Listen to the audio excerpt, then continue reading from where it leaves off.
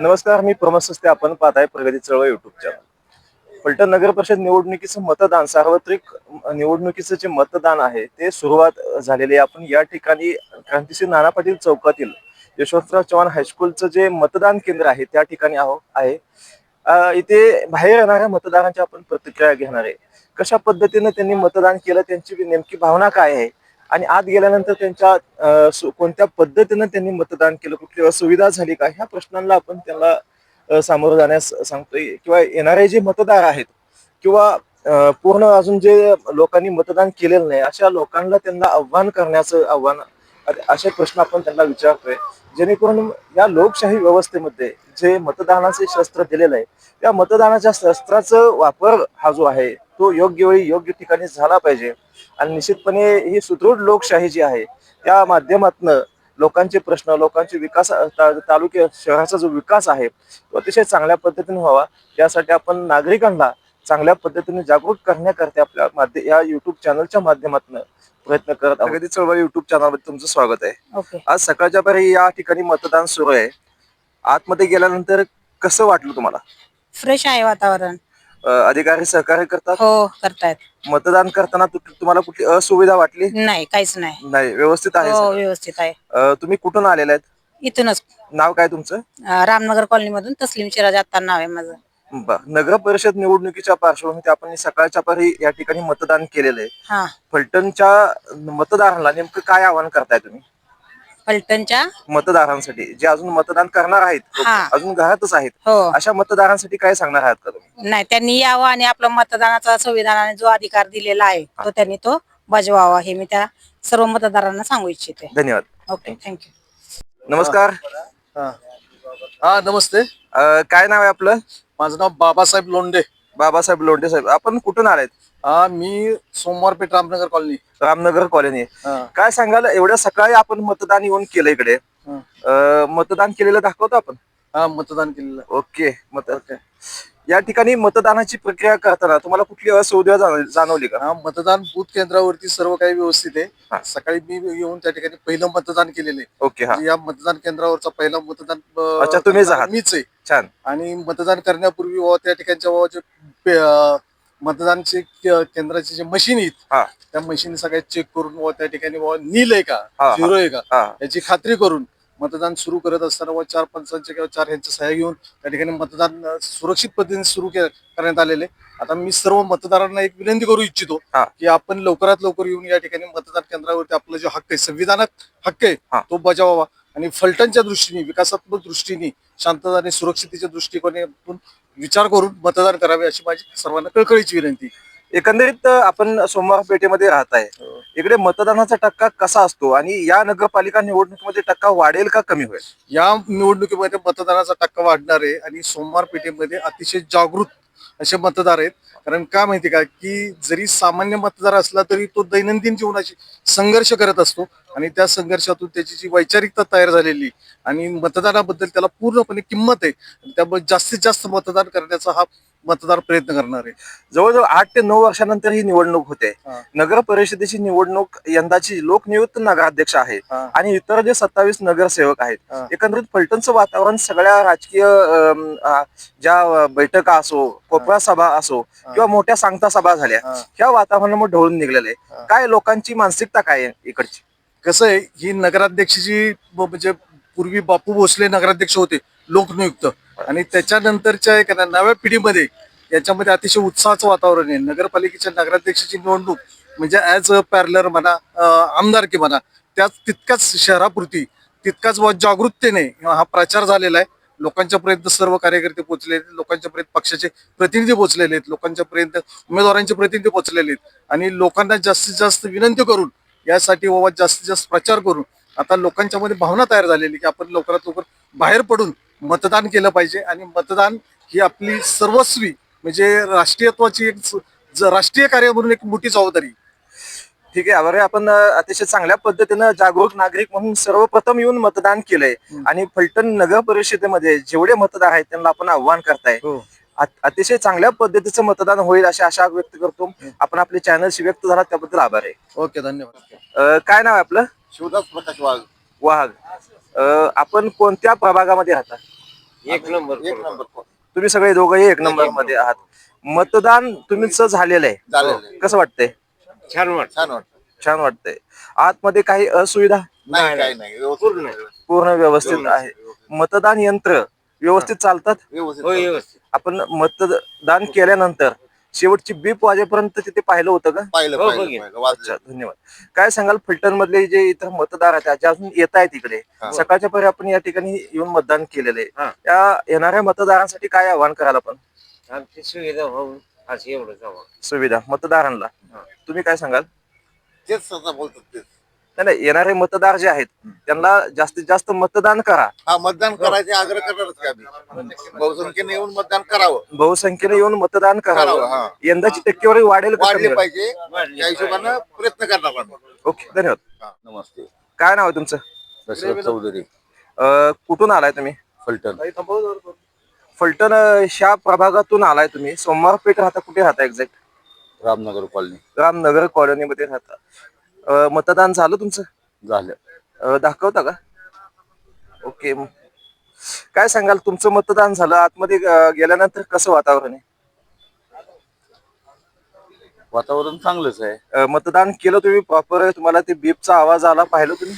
हो टिपचा आवाज आलेला आहे. आलेला आहे. म्हणजे तुमचं मतदान हे पूर्ण प्रक्रिया पार पडलेली आहे. अजून जे मतदार येत आहेत, तुम्ही एवढ्या सकाळच येऊन मतदान केले, येणारे जे मतदार आहेत त्यांना काही आव्हान करू इच्छिता का? जास्तीत जास्त मतदान करून घ्यावे. धन्यवाद. आपण आपल्या चॅनलशी बद्दल प्रेसिडेंटच्या निवडणुकीचे नगराध्यक्ष पदाचे मतदारांना आव्हान असं आहे की जे नगराध्यक्ष पदाची जी निवडणूक आहे ते नगराध्यक्ष पदाच्या निवडणुकीची मतदान यंत्र हे सेपरेट आहे आणि त्या मतदान यंत्रामध्ये का नाही जे उमेदवार आहेत त्यांचं जे चिन्ह ते सेपरेट आहे आणि प्रथम नगराध्यक्ष पदाच्या निवडणुकीचे यंत्र वेगळे आणि नगरसेवक पदासाठी यंत्र वेगळे, असे दोन वेगवेगळे मतदान यंत्र आहेत आणि त्या दोन्ही मतदान यंत्रामधील मतदान पूर्ण केल्याशिवाय ते बीप वाजत नाही. हे सर्व नागरिकांनी लक्षात घेऊन सर्व नागरिकांनी दोन मतदान केंद्राचा योग्य पद्धतीने वापर करावा, त्याच्यामध्ये योग्य पद्धतीने चिन्ह बघून त्या ठिकाणी मतदान करावं अशी माझी कळकळीची विनंती. धन्यवाद साहेब. नमस्कार. जय श्रीराम. आपण मतदानाचा अधिकार या ठिकाणी बजावलात, काय तुमची पहिली प्रतिक्रिया काय आहे?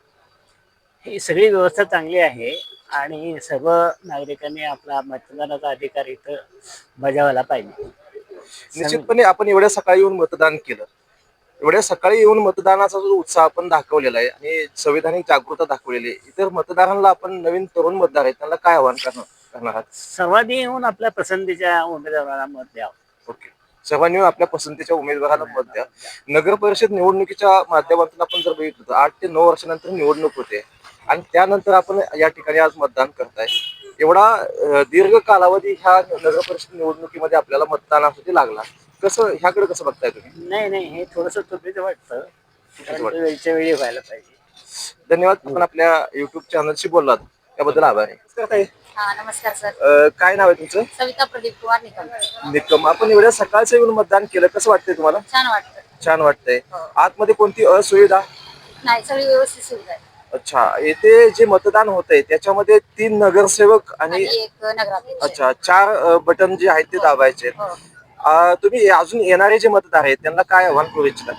म्हणजे मतदान करा म्हणून मी सांगणार त्यांना. अच्छा. तुमचं स्वतःच असं काही मत आहे का, काय एखादा संदेश द्यायचा आहे का नागरिकांना की बाबा लोकशाहीने एक अधिकार दिलेला आहे, आज आपण सगळ्यांनी मत द्यावं असं माझं. निश्चितपणे आपलं मत बुडवू नये त्यांनी? हो, मत सगळ्यांनी करावं. धन्यवाद. या ठिकाणी कोणती असुविधा तुम्हाला जाणवली नाहीये, बरोबर? बरोबर. ही असुविधा जाणवली नसेल तरी सुद्धा तुम्ही मतदान करताना 3 नगरसेवक आणि एक लोकनियुक्त नगराध्यक्ष असे 4 बटन दाबलेले आहेत, त्यावेळेस जी मशीन जी आहे ती व्यवस्थित चालतात का? हा, चालते, व्यवस्थित चालते मशीन. म्हणजे काय होतंय की 3 उमेदवार आणि नगराध्यक्षाचं 4 मतदान तुम्ही केल्याशिवाय ते मशीनचा बीप असा आवाज येत नाही. बीप आवाज ते येत फक्त प्रत्येकाने काळजी घेणं गरजेचं आहे. अच्छा. हा, त्यावेळेस ती काळजी, कारण ह्या विशिष्ट 13 नंबरचा जो प्रभाग आहे त्याच्यामध्ये 3 नगरसेवक आणि एक लोकनियुक्त नगराध्यक्ष असे 4 बटन दाबायचे आणि 4 बटन दाबल्यानंतर मग ती बीपचा आवाज येतो, अशी बरोबर. सिस्टीम आहे. हो हो. बरोबर. पण ते काय होतं, 3 बटन दाबले की लोक थांबतात, आवाज येत नाही म्हणून. ओके. हा, हा, मग ते म्हणजे बऱ्याच लोक कार्यकर्ते सांगतायत त्यांना सांगतायत की- ते, हा. आणि आपल्या मतदानाचे अधिकार नागरिक म्हणून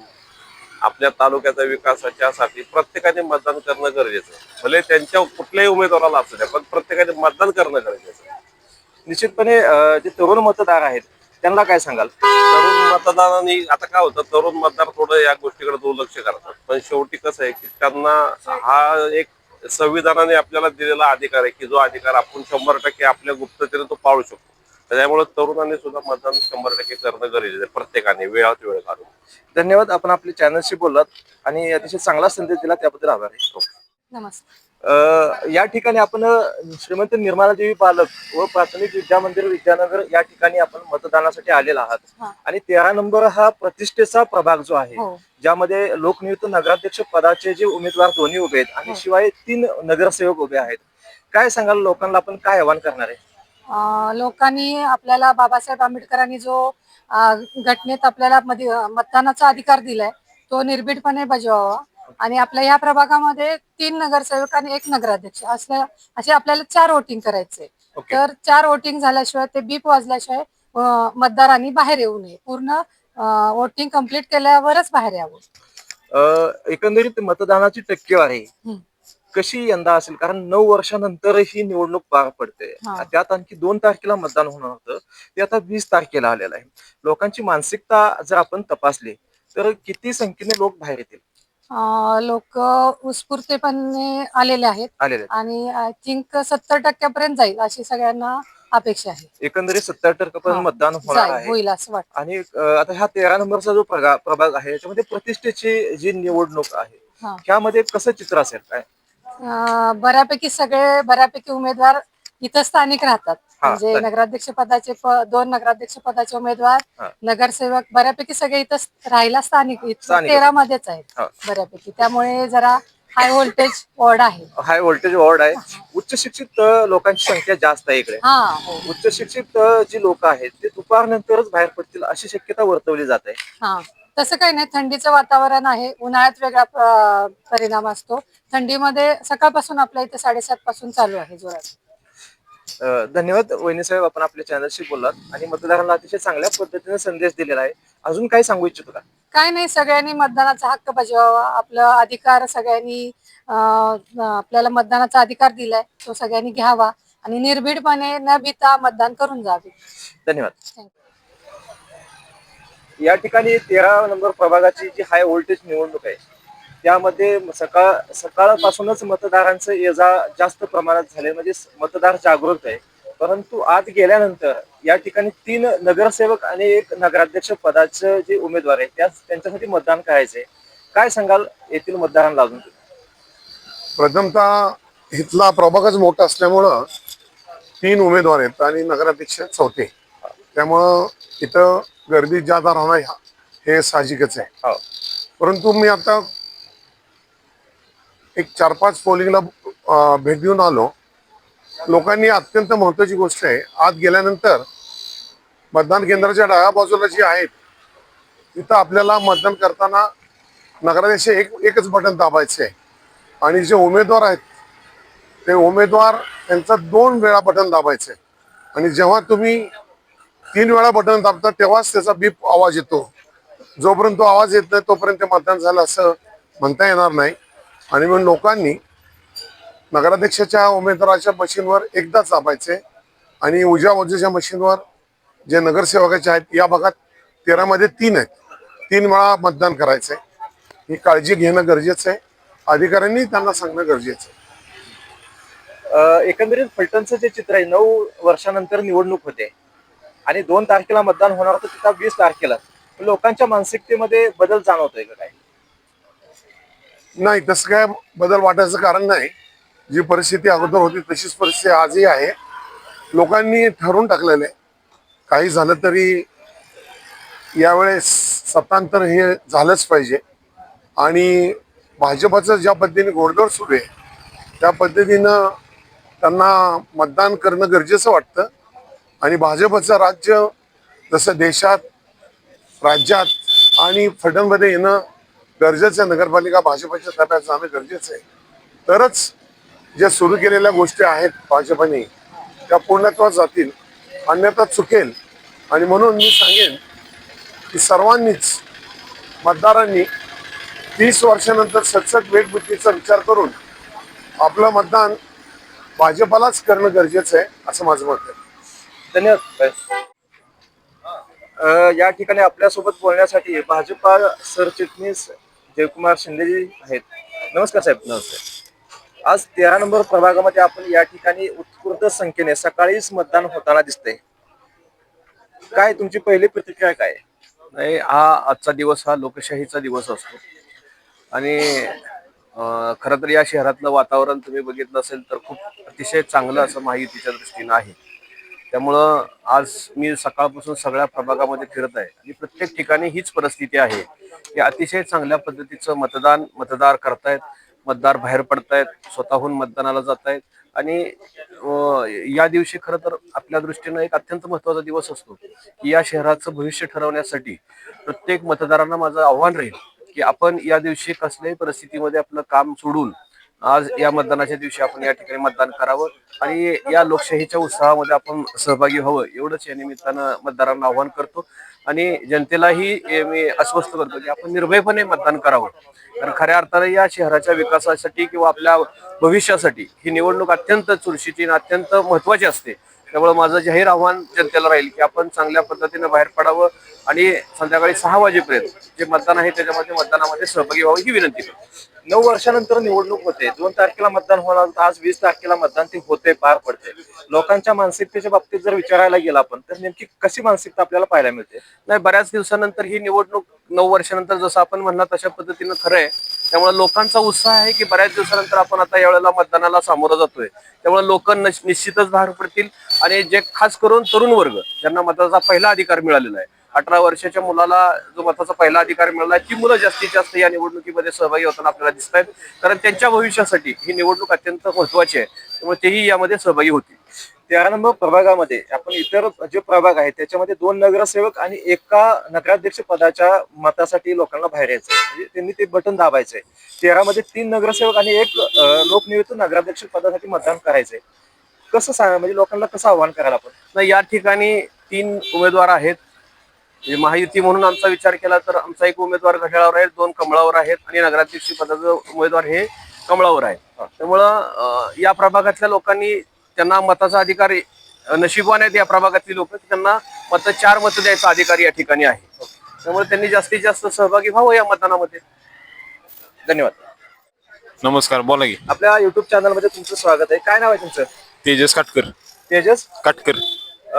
वय वर्ष 18 नंतर मला वाटतं पहिल्यांदाच आपण मतदान केलं असेल. दुसऱ्यांदा गेले. दुसऱ्यांदा केलेलं आहे. आज वय किती तुमचं? आज 21. 21 वय आहे. हा. पहिलं मतदान कधी केलं तुम्ही? पहिलं खासदार केला. आमदार केला? नाही, खासदार केला. खासदार केला. हा. किती साली केलं? 2000 किती. नाही, आमदार केलं गेलं. आमदार केला केलंय. आज दुसऱ्यांदा मध्ये फलटण नगरपालिकेसाठी तुम्ही पहिल्यांदा मतदान केलेलं आहे. हो. कसं वाटतंय? कसं छान वाटते, म्हणजे वोटिंगचे राईट्स मिळालेत तर वोटिंग आम्हाला मिळाले तीच महत्वाची आहे. मतदानाचा अधिकार तुम्हाला एवढ्या लहान वयामध्ये मिळालेला आहे. मतदानाचा हक्क आपण बजावलेला आहे. एकंदरीत तरुण पिढीला आता तुमच्या सोबत जे मित्र आहेत त्यांना काय सांगाल? आज युथनी सगळ्यांनी यायला पाहिजे वोटिंग करायला. बरं. आपलं राईट आहे ती. राईट. आणि एक चांगल्या लिडरला आपण वोट करायला पाहिजे. आत गेल्यानंतर कुठली असुविधा जाणवली का? नाही, कुठलीही नाही. या ठिकाणी 3 नगरसेवक आणि एक नगराध्यक्ष पदाचे जे उमेदवार आहेत त्यांना आपण मतदान करताना कसं, म्हणजे कोणत्या प्रक्रियेत गेला आपण?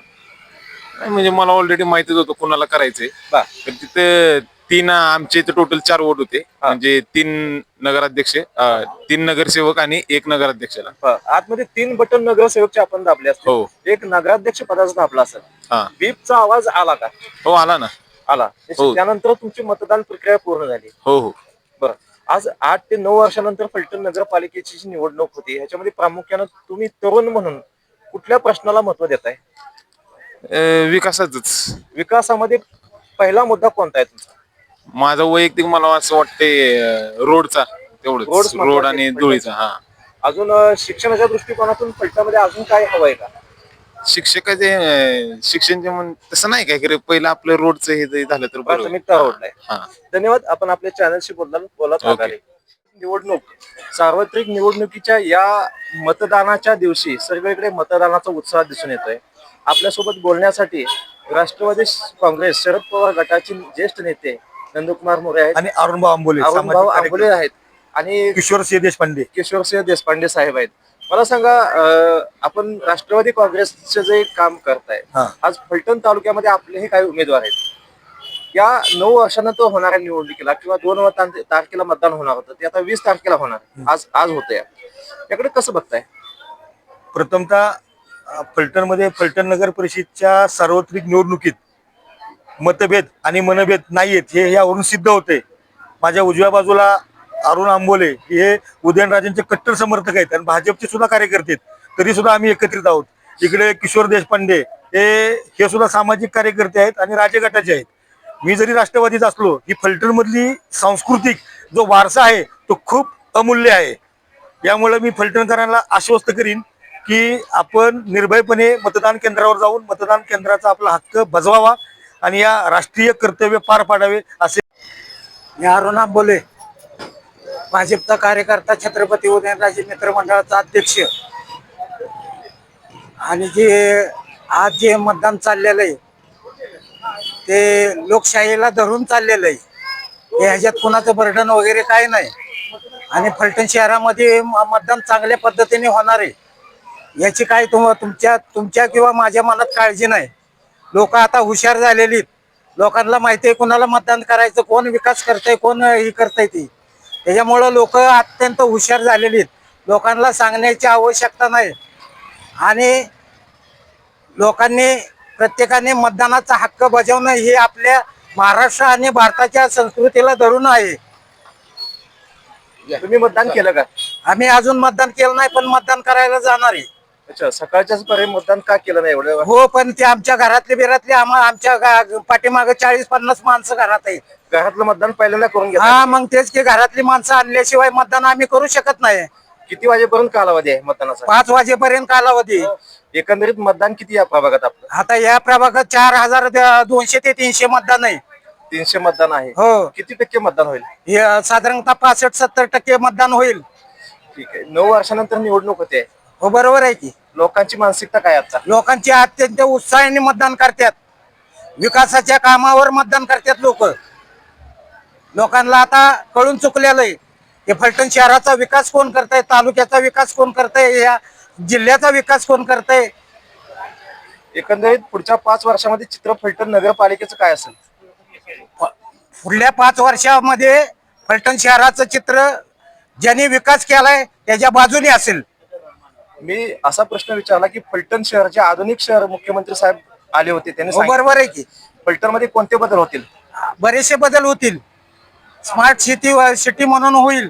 फलटण शहरामध्ये आणखीन बरेचसे म्हणजे जे लोकांना लागणाऱ्या गरजेचे वस्तू आहेत, म्हणजे उदाहरणार्थ टॉयलेट म्हणा किंवा आणखीन भाजीपाल्याचं नियोजन, कचऱ्याचं नियोजन, हे सगळं व्यवस्थित अगदी होणार आहे. अजून काय सांगाल? अजून काय सांगणार आहे, आता माणसांची आपण बघतोयच की लोक विकासाच्या दृष्टिकोनातून चाललेली आहेत. लोकांना आता काय सांगण्याची आवश्यकता राहिलेली नाही. ठीक आहे, आपण आपल्या चॅनलशी बोललात, आभार आहे. धन्यवाद. नमस्कार. मतदान कसं चाललंय आपल्या वॉर्डामध्ये आता? डॉक्टर परमपूज्य बाबासाहेब आंबेडकर साहेबांनी जो संविधानाचा जो हक्क दिलाय ते एक कर्तव्य म्हणून हे मतदान केलं जातं. तो जो हक्क आहे तो सर्वांना बाबासाहेब आंबेडकर साहेबांनी दिल्यामुळे तो हक्क प्रत्येक व्यक्ती ही बजावत असते आणि तो बजावती. आज फलटणमध्ये गेले 9.5 वर्षापासून नगरपालिकेच्या इलेक्शन न झाल्यामुळं आता लोक फार उत्साही आहेत आणि एक आहे हे उत्साहाचं काम आणि हे मतदानाचं काम आज ते योग्य आणि अयोग्य काय हे बघून जरूर मतदान करतील अशी मला खात्री वाटते. तरुणांसाठी काय सांगाल? एक आहे तरुणांसाठी फलटणमध्ये मी राजकीय बोलणार नाही, पण MIDC अजूनही फलटणमध्ये येणं गरजेचं आहे. अजून तरुणांच्या MIDC कमीसारखे MIDC फलटणमध्ये जरूर आली, परंतु पुरेसं कामगार तरुणांना जो न्याय पाहिजे तो अजूनही जर MIDC वाढली फलटणमध्ये तर तो तरुणांना योग्य न्याय मिळाला पाहिजे आणि तरुणांच्या हाताला काम मिळालं पाहिजे हे मला सांगावं असं वाटतंय. धन्यवाद. आपण आपल्या चॅनलशी बोललात, आभार आहे.